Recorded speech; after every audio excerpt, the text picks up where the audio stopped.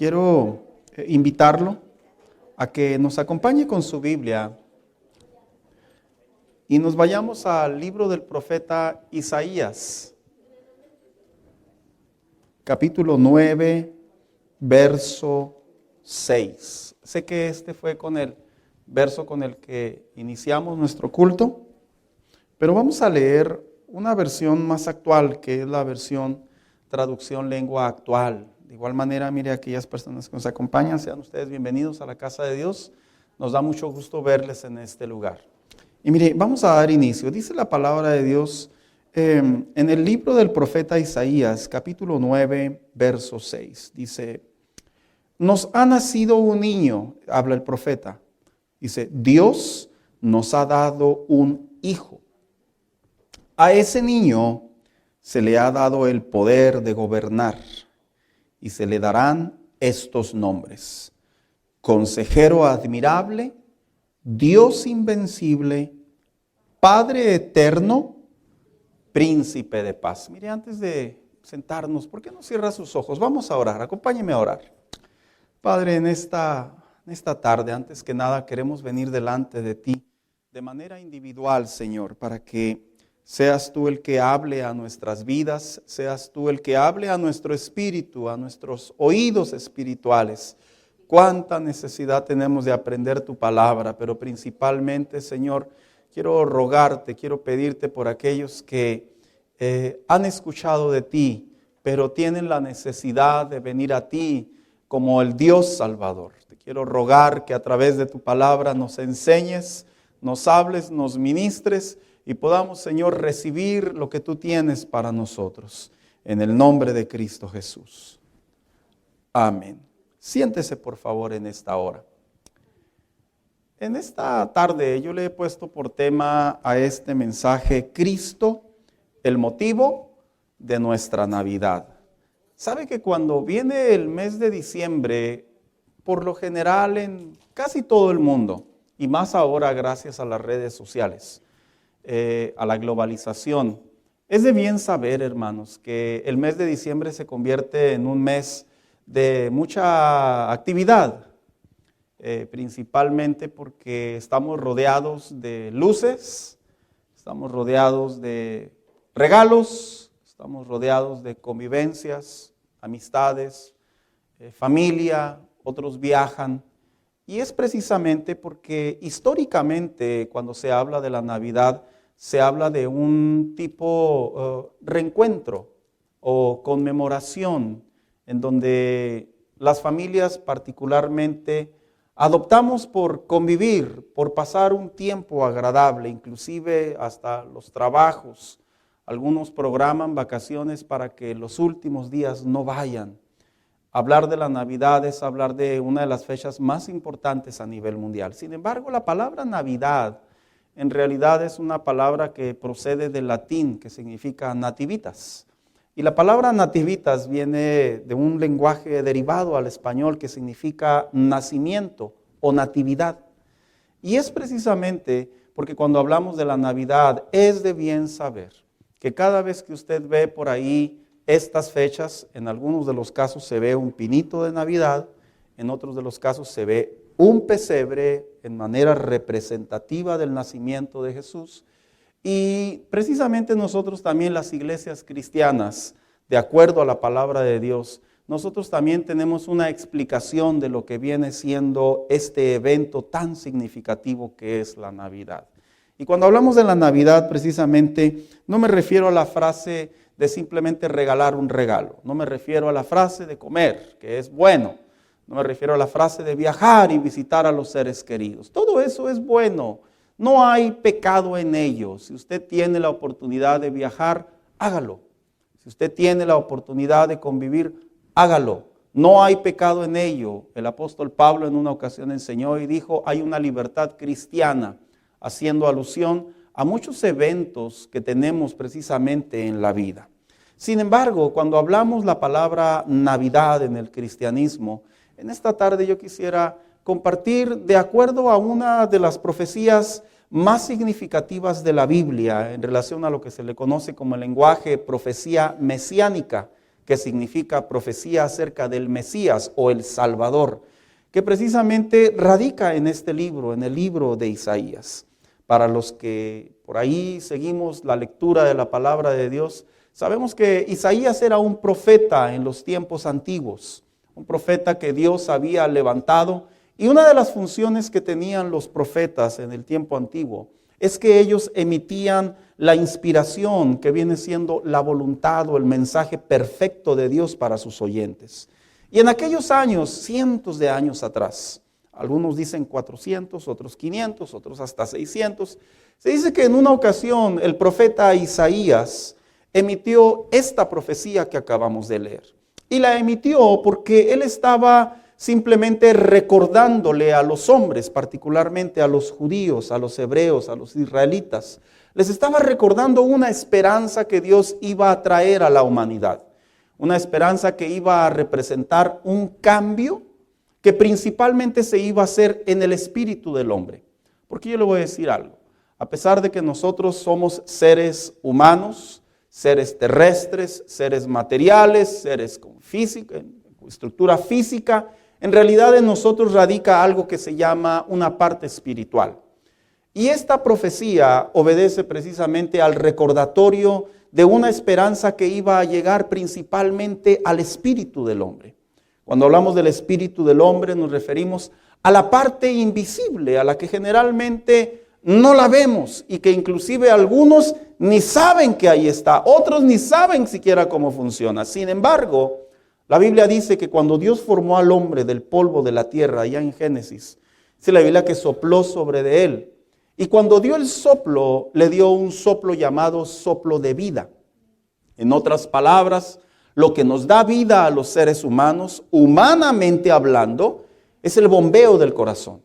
Pero espiritualmente hablando, lo que nos da vida es precisamente esa imagen de Dios, esa representación de Dios, esa parte espiritual que cada uno de nosotros tenemos. Y cuando el profeta Isaías estaba recordando esta profecía, él está hablando precisamente del significado mayor que toda persona, cristiano, no cristiano, conocedor, no conocedor, simpatizante, no simpatizante, sin importar quién sea.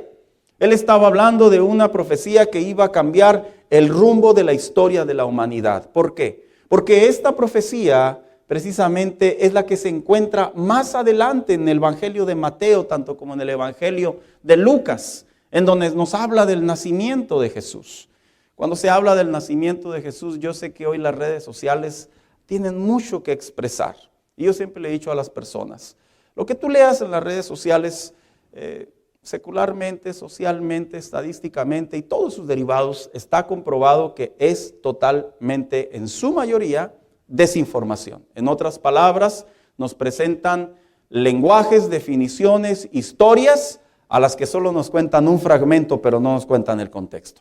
Y cuando se habla de la Navidad, yo he escuchado que personas dicen, no, Jesús no nació en diciembre, y no se equivocan, porque en realidad, bíblicamente hablando, Jesús no nació en diciembre. Sin embargo, a pesar de que no nació en diciembre, nosotros nos unimos en el buen sentido de la palabra, a tomar a consideración esta fecha, y me refiero a los cristianos, esta fecha para unirnos a la conmemoración del nacimiento de Jesús. En otras palabras, a pesar de que reconocemos que Jesús no nació en diciembre, lo que sí podemos acertar conforme a la palabra de Dios es que Jesús nació. Y en esta tarde, hermano, yo quisiera compartir precisamente ¿por qué para los cristianos, para la palabra de Dios, para la voz de Dios, ante los hombres, por qué nosotros creemos que Cristo es nuestra Navidad? Yo le voy a compartir conforme a este verso, a esta predicción, a esta profecía que el profeta Isaías emitió y que no eran palabras de hombre, no eran palabras como para que las personas dijeran, nos están recordando solamente, no. Eran palabras que iban cargadas de vida, de esperanza, que iban cargadas de un milagro que iba a venir a la humanidad. Y vamos a usar este verso, precisamente este mismo verso, para poder aprender conforme a la palabra de Dios, cómo es que para nosotros Cristo es nuestra Navidad, es el motivo de nuestra Navidad. Y surge la primera pregunta: ¿por qué entonces Jesús es el motivo de nuestra Navidad? Bueno, en primer lugar, porque Jesús fue hecho hombre.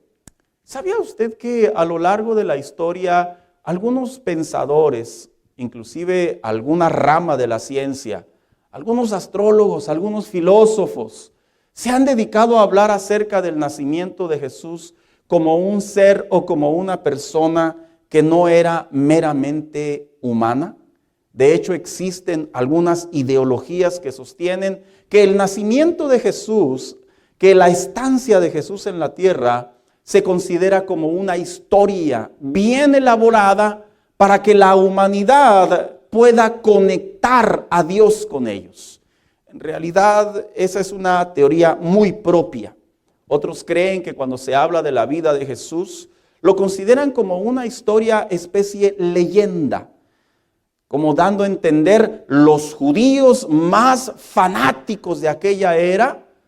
Como no nacía Jesús, se dedicaron a decir: Jesús nació, y sostienen que el fanatismo de algunos judíos fue el causante que ha permitido que por siglos nosotros creamos que hubo un nacimiento.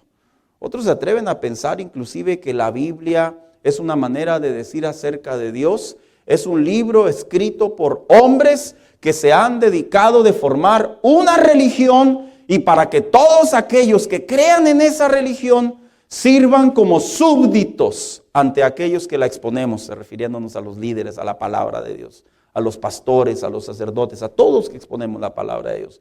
Pero yo le quiero compartir conforme a la misma palabra de Dios, que ha sido el libro más cuestionado, más estudiado, pero que no han logrado contradecirlo. Le quiero compartir en esta tarde por qué es que podemos sostener en el cristianismo, a través de la misma Biblia, que nosotros creemos que Jesús, cuando vino a la tierra, en realidad sí era un hombre. Y dice precisamente la primera frase del profeta Isaías, dice: nos ha nacido un niño.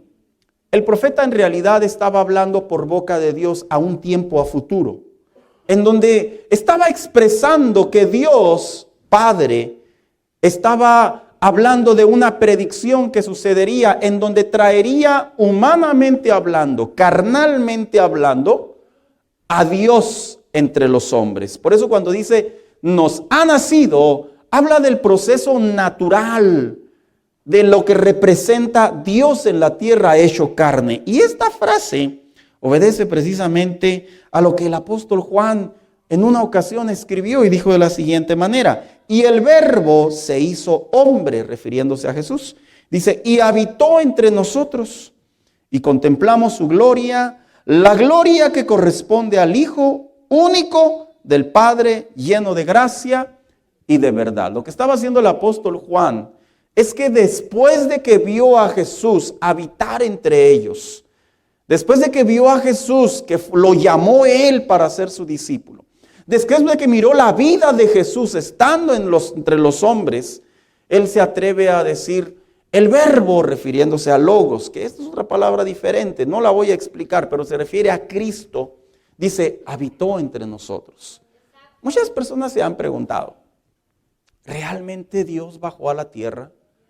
¿Realmente Dios se pudo haber encarnado en un ser humano y pudo haber andado por ahí entre las calles de Israel, de Jerusalén? La respuesta es sí. Y no solo la respuesta es sí, los datos arqueológicos lo han confirmado, los datos teológicos lo han confirmado, los datos históricos lo han confirmado, de un hombre que caminaba y lo llamaban el Mesías, lo llamaban el Cristo, lo llamaban Rabí, sino que también tenía otra característica única cuando Jesús vino a la tierra. Y es que cuando Jesús vino a la tierra a nacer, Jesús mostró y demostró que era tan parecido a nosotros, tan similar a nosotros, que los mismos narradores lo documentaron. Por ejemplo, en una ocasión Mateo escribió la siguiente frase y dijo: y después de haber ayunado 40 días y 40 noches, ¿qué dice? Tuvo hambre. Algunos se preguntarán: Jesús, ¿puede sentir lo que yo siento en tiempo real? Sí. Él sabe lo que es el hambre. No solo eso, sino también tuvo sueño.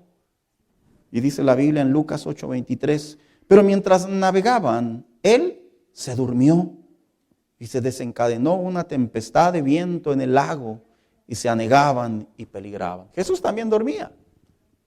El pensar que Jesús cuando vino a la tierra era un ser invisible, era un ser que nadie tenía acceso a él, era un personaje que simplemente apareció entre las leyendas. No, todo está documentado, pero no solo eso, que Jesús muestra una expresión física, sino que Jesús también sentía. Algunas personas cuando intentan hablar con Dios, a veces se pregunta a la gente, ¿realmente Dios me entenderá? Y yo te puedo responder con la misma palabra de Dios que sí. Porque cuando se habla de los sentimientos de Jesús, están bien registrados en la Biblia. Y precisamente dice Juan 15:11, dice, les he dicho esto para que tengan mi alegría. Por eso cuando a veces de repente yo recuerdo la película de las más tradicionales de Jesús, obviamente ya los años han pasado, yo no me refiero a la pasión de Cristo, las más viejas. ¿Se acuerdan cuando Jesús hablaba y decía, ven, sígueme? Y uno decía, ¿a poco así hablaba Jesús? No, en realidad Jesús era un hombre 100% humano y que tenía sentimientos, y los que lo rodeaban podían ver en él un ser humano alegre. Pero no solo ello, sino también Jesús se entristecía. A veces la gente se pregunta, ¿acaso será que Dios puede entender mi situación, mi necesidad, mi dolencia? Y la respuesta es sí, porque la misma Biblia lo declara. Mateo 26:7 dice, se llevó a Pedro y a los 2 hijos de Zebedeo y comenzó a sentirse, ¿qué dice? Triste. Porque la tristeza no estaba lejos de la naturaleza humana de Jesús. Y no solo ellos, sino uno más. También Jesús se enojaba. No como nosotros, hermanos. Nosotros nos alteramos de más, ¿verdad?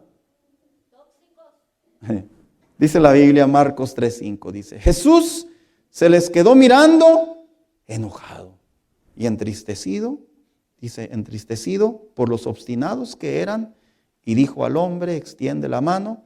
Así que la extendió y la mano quedó restablecida. Muchas personas en ocasiones se preguntan, ¿qué tan cerca Dios puede estar de mí?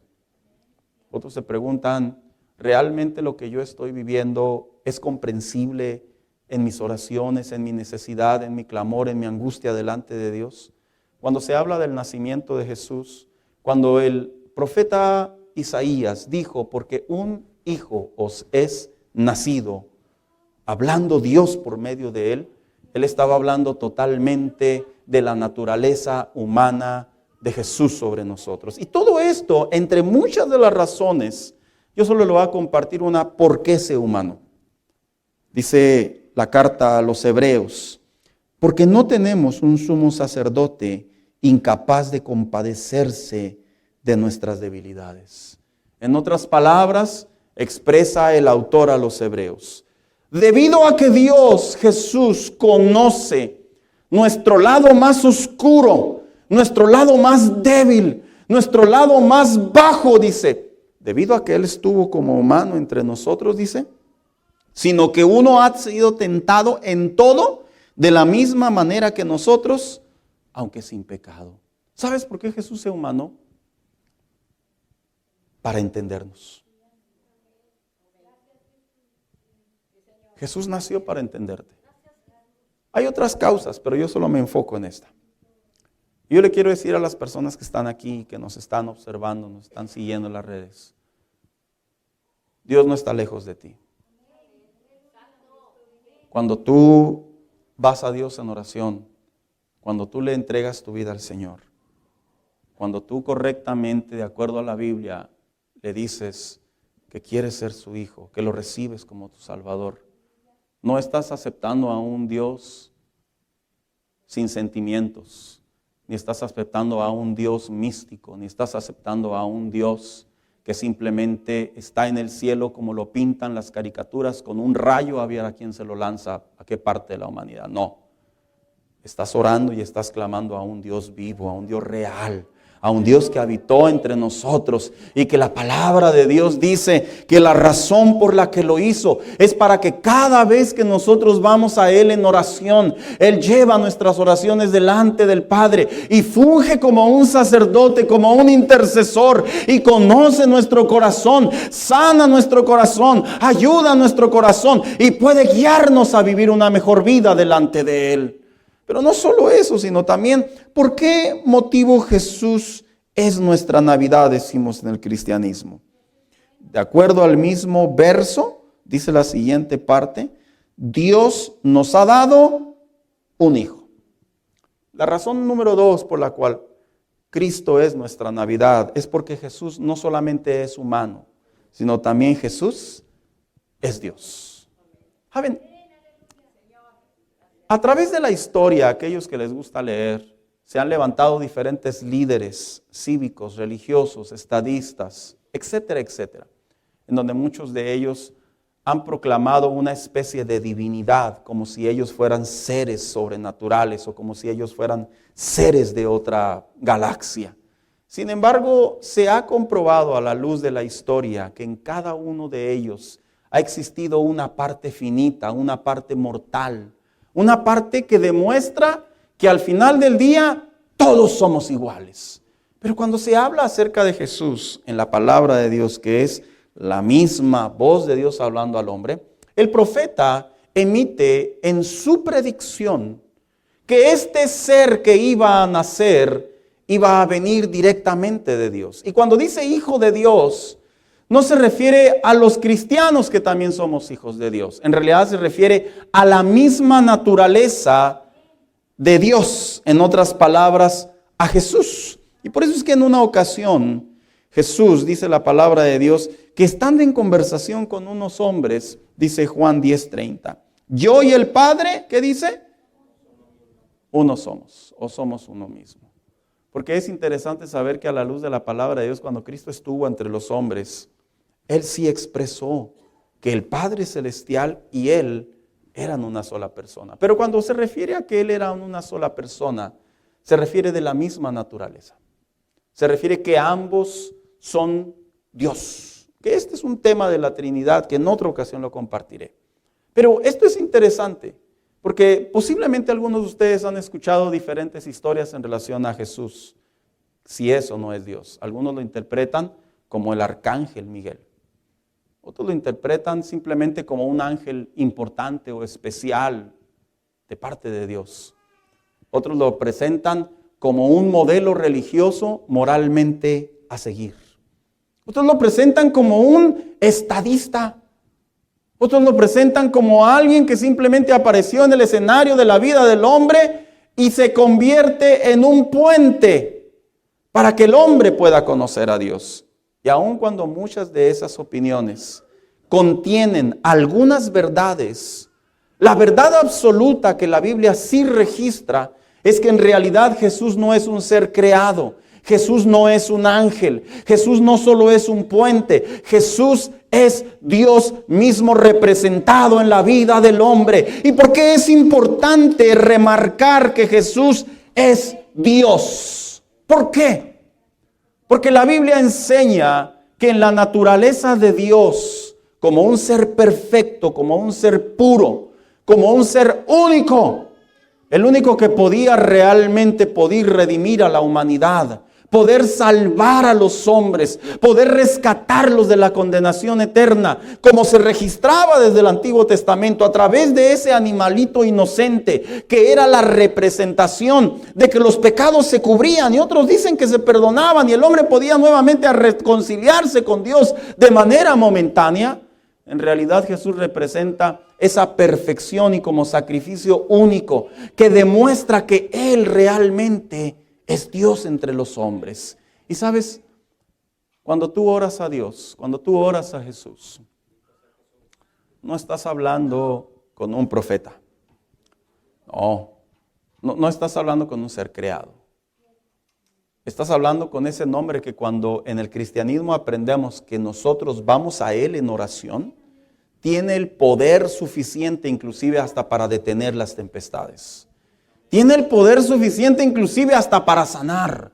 Tiene el poder suficiente inclusive hasta para reprender demonios. Tiene el poder suficiente inclusive para hacer que las cosas que no son se hagan conforme a la palabra de Dios. Porque el nombre de Jesús, a través de la palabra de Dios, se explica sin ningún problema que es Dios mismo. Y un verso de los muchos que hay que lo respaldan es uno muy popular. Dice Juan 3:16, dice así: porque de tal manera amó Dios al mundo, que ha dado ¿a quién? A su Hijo unigénito. Para que todo aquel que en Él cree no se pierda, mas tenga vida eterna. Este verso que se ha convertido en una limitada interpretación, en el siguiente punto te lo voy a especificar mejor. Porque algunos piensan que cuando se trata de recibir a Jesús simplemente es la frase célebre: yo creo en Dios, yo creo que Jesús es Dios. Y es cierto, en una ocasión el apóstol dijo: y no te preocupes, hasta los demonios creen que Jesús es Dios. En realidad lo que conlleva creer en Dios no es solamente lo que sale de tu boca. Creer en Dios conlleva realmente recibirlo en tu vida. Que gobierne tus pensamientos, que le entregues tu voluntad, que decidas seguirlo.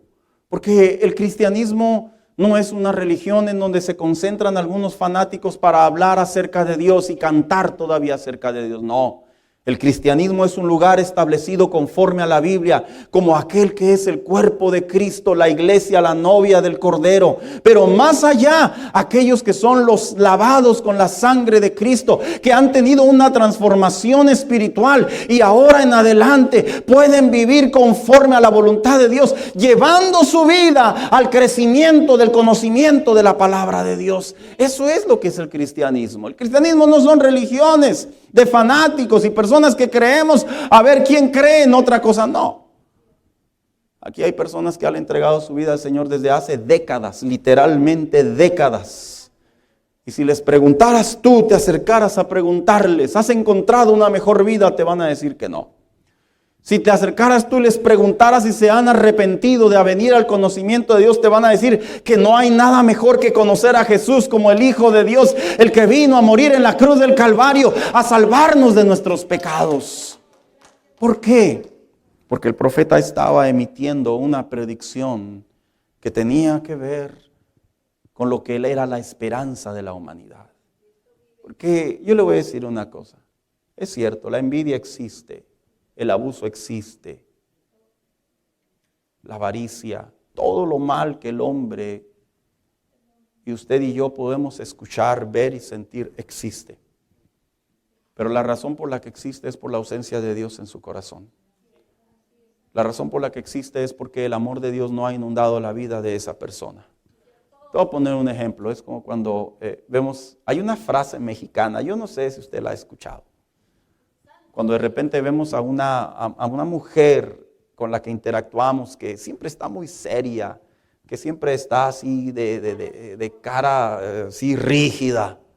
A veces le decimos: ya cásate, ¿verdad? Para que andes más alegre. Porque es una manera de decir: lo que te hace falta es un cambio. Lo que te hace falta es que alguien te ame para que ya te compongas. Cuando hablamos del amor de Dios, estamos hablando de ese efecto, estamos hablando de esa transformación espiritual que va a lo más profundo de tu ser, que va a la parte espiritual de tu ser. Y aunque probablemente uno puede decir: es que ahorita yo no necesito de Dios, es que ahorita yo estoy bien, es que es para después, es que ya lo intenté. Posiblemente ha sido cierto, has hecho muchos esfuerzos. Pero una cosa sí te digo: cuando tú reconoces a Jesús es Dios, como dijo el apóstol Pablo en la carta a los Romanos, lo crees en tu corazón, lo confiesas con tus labios y dedicas tu vida de ahí en adelante a hacer la voluntad de Dios, tu vida cambia para la gloria de Dios. ¿Y sabes quiénes son los primeros que lo notan? Los que viven en tu casa. Por eso de repente le dice: vaya a la iglesia, allá en la iglesia cuando regresas llegas más tranquilo. Por eso lo dicen. ¿A poco que le dicen porque nos mandan a cantar? No. Oiga, como aquellos hermanos, he contado esta anécdota. Estaban dos hermanos enojados, el matrimonio, estaban molestos. Y le dice el esposo a la esposa, ándale, alístate para ir a la iglesia. Dice, no, no quiero ir. Ándale, alístate, mujer. No, porque yo sé que si voy a la iglesia, te voy a tener que perdonar, le decía. Porque es cierto.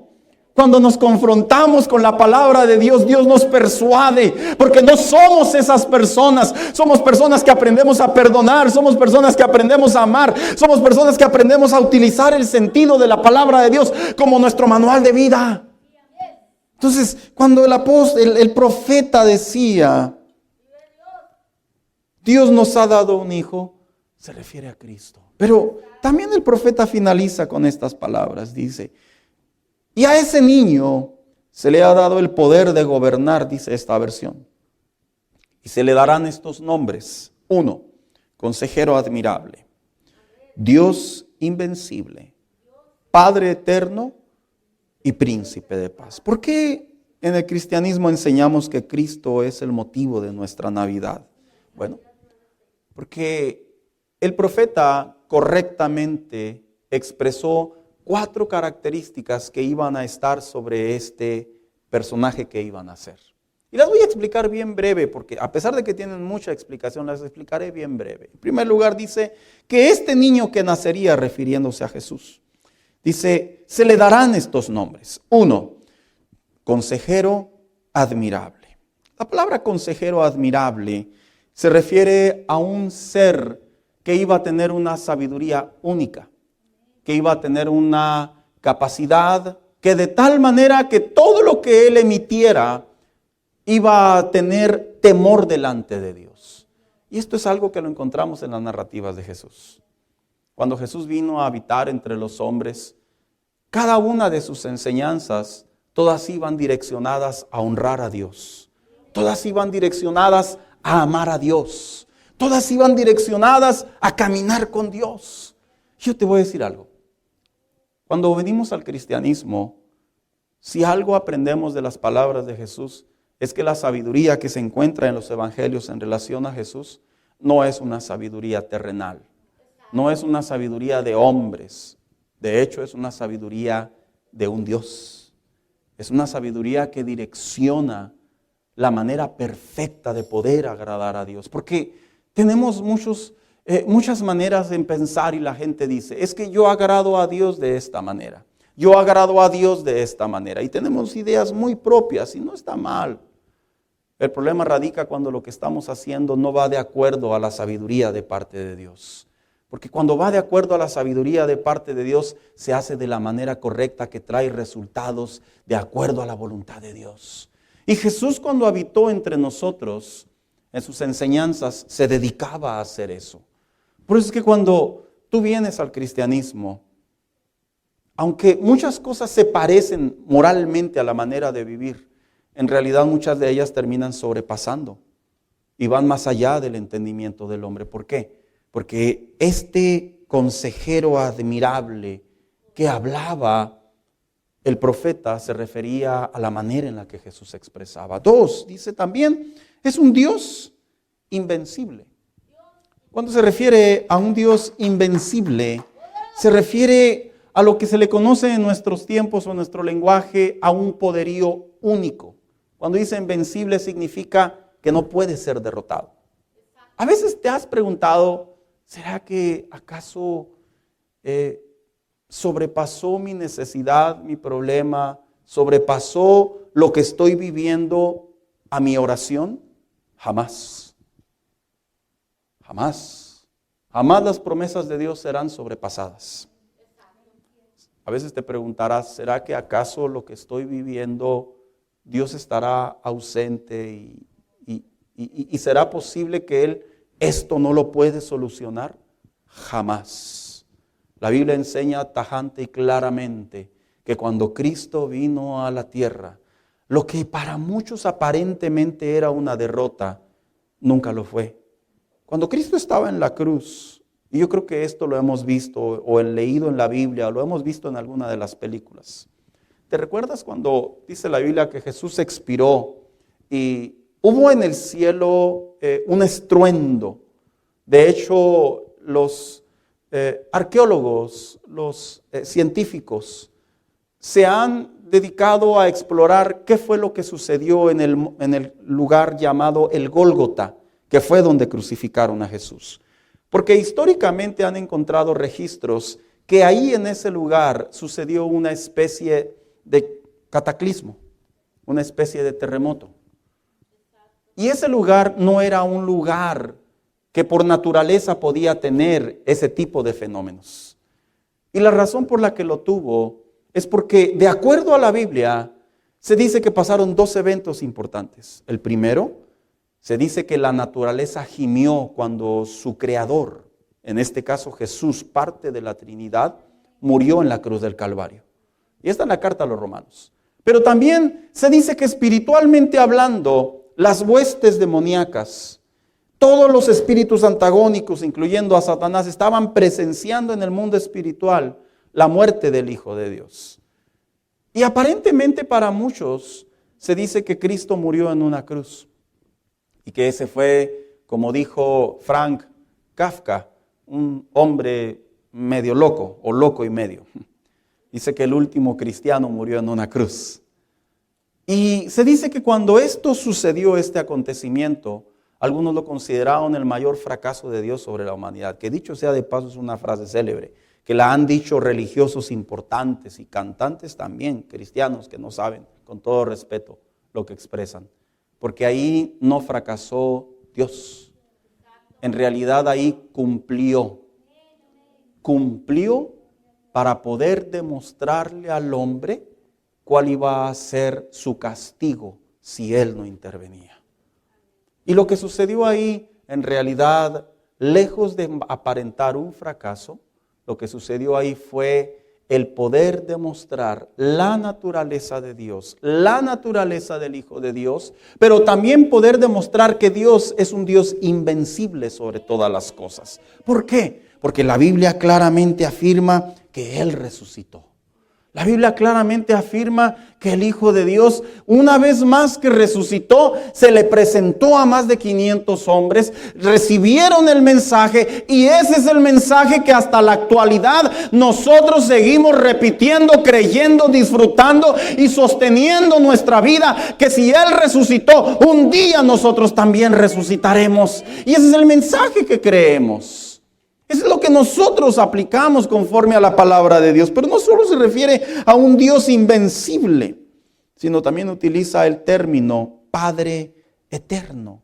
¿Qué significa Padre eterno?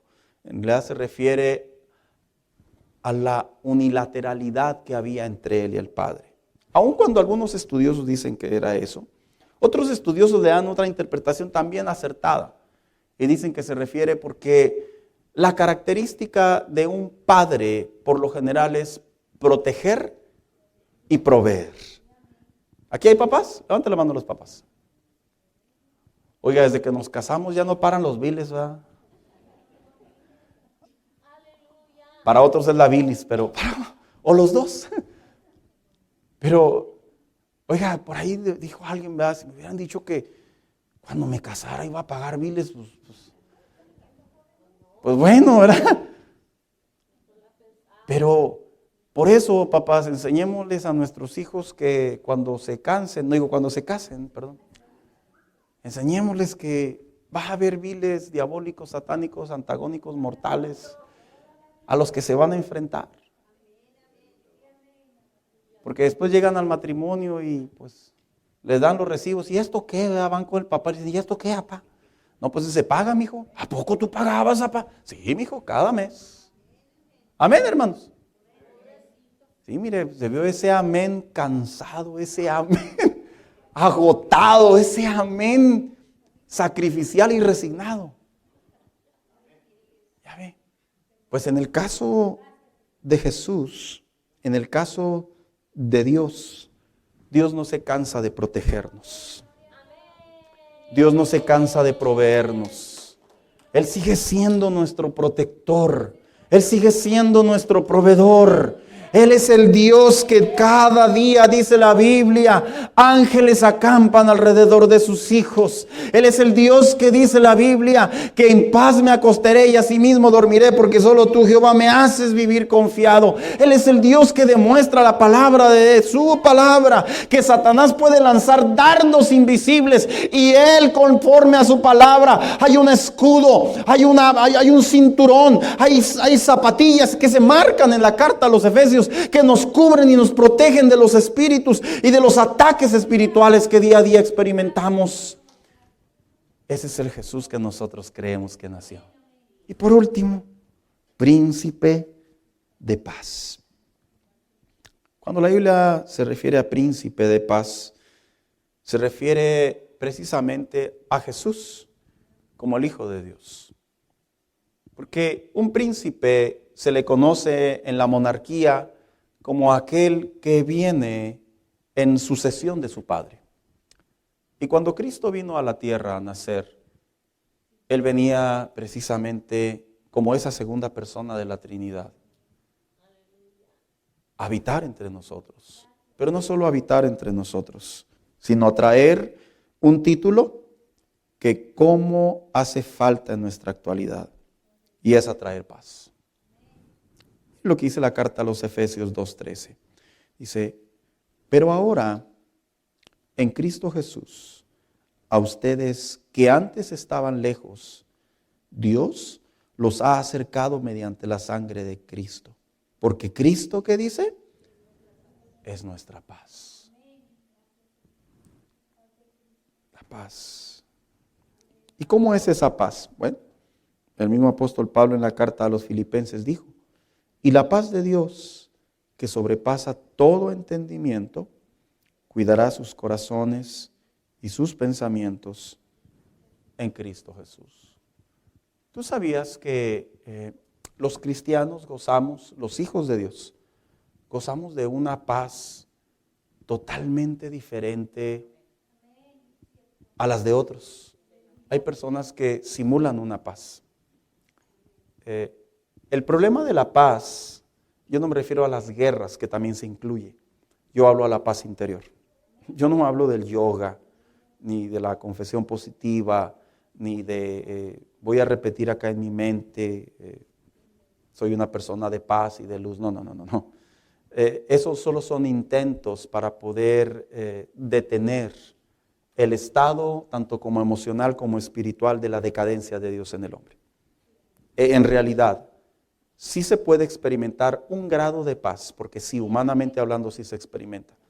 Pero cuando la Biblia enseña que Cristo nació para darnos paz, como aquí lo acabamos de leer, se refiere al estado humano que el hombre necesita de parte de Dios. Y se refiere a esa paz que día a día ocupamos. Mire, hay gente que necesita paz para ya no pensar tanto en sus problemas. Y no es que la paz soluciona los problemas, pero es que una cosa es tener problemas y otra cosa es que los problemas te roban la paz. Hay personas que necesitan la paz porque piensan en la muerte por lo general y dicen, no, mejor no me quiero morir porque quién sabe dónde voy a parar. Peligro, y llega a un lugar en donde abre los ojos y hace mucho calor. Sí, porque cuando no hay paz de Dios, para allá van las personas. Hay otras personas que cuando se habla de la paz en medio de una aflicción, por lo general no tienen una salida o no tienen una manera de cómo detener lo que están experimentando.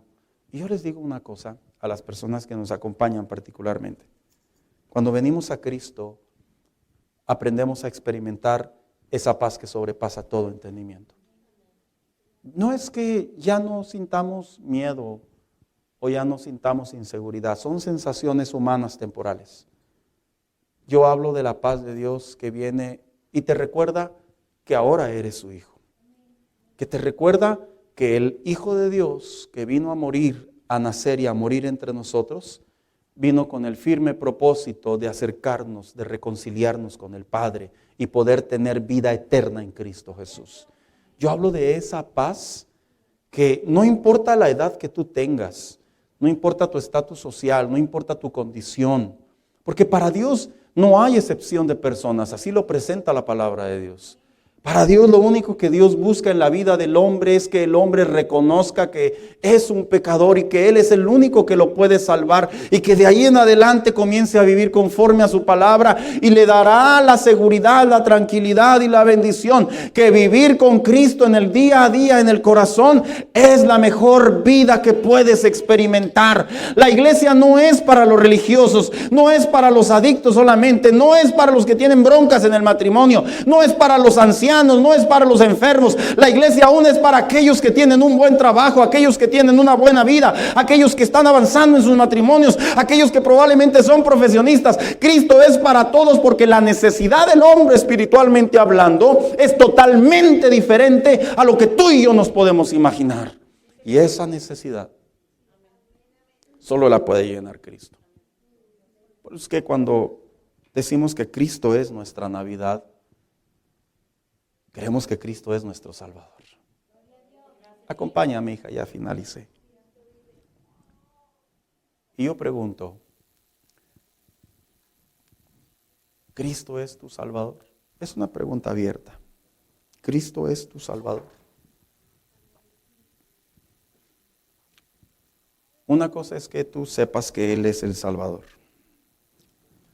Y otra cosa es que Él sea tu Salvador.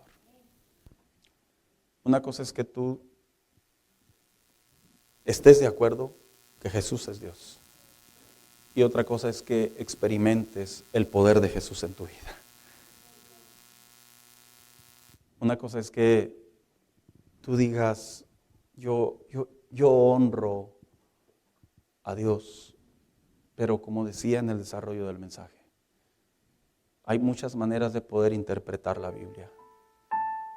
Y algo que principalmente los pastores, los que enseñamos, nos enfrentamos mucho, es a las ideas propias de las personas. Y es algo interesante porque están tan seguros de sí mismos que nos pasa como los doctores. Llega la gente con el doctor y le dice, ¿y qué está haciendo aquí? Le dice el doctor, ¿verdad? Y lo que dice la persona, no sé, yo me siento bien. Y el doctor dice, ¿de veras? Y vienen a dar preguntas, y las preguntas obviamente llegan a la conclusión que hay una enfermedad, hay una dolencia, hay un problema. Y así nos pasa a los pastores, a los que exponemos la Biblia, a los predicadores. Las personas por lo general dicen que todo está bien. Todo está bien. ¿Está bien? Sí. ¿Cree que Jesús es Dios? Sí. ¿Lo tiene en su corazón?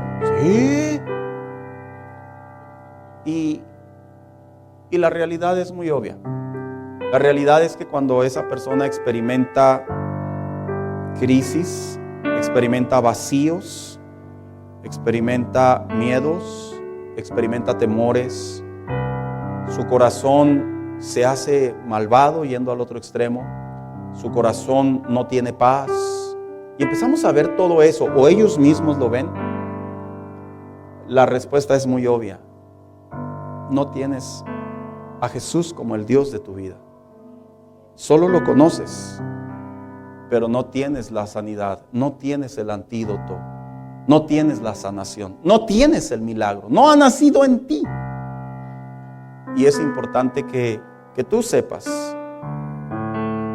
a otro les recuerdo, que Jesús tiene que nacer en tu corazón. Y la expresión nacer significa que el poder de Dios, el poder salvador de Dios, te rescate de ese destino al que se dirige tu vida. Quiero invitarlo a que se ponga de pie en esta hora.